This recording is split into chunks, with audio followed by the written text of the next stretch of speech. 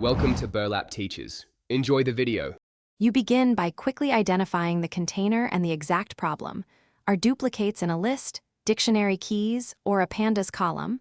Once done, decide whether to mutate in place or return a new object to preserve originals. Import pandas if working with tables or collections.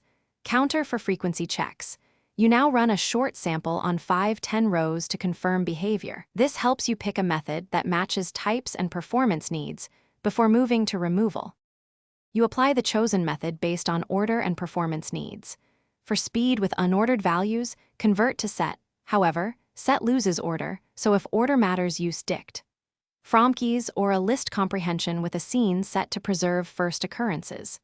In pandas, use drop duplicates specifying subset columns and keep behavior.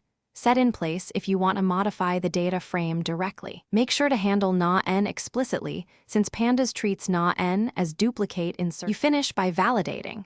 Compare original and cleaned links and run value counts or duplicated to confirm no hidden duplicates remain. Once done, save the cleaned result to a new variable or file to avoid accidental data loss. Make sure to keep a copy of the original. If you see unexpected duplicates, normalize strings by stripping whitespace and lowercasing and rerun removal. If problems persist, inspect data types and nulls.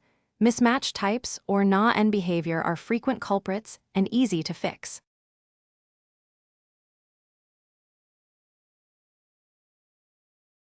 Thanks for watching. Consider subscribing if this video helped you.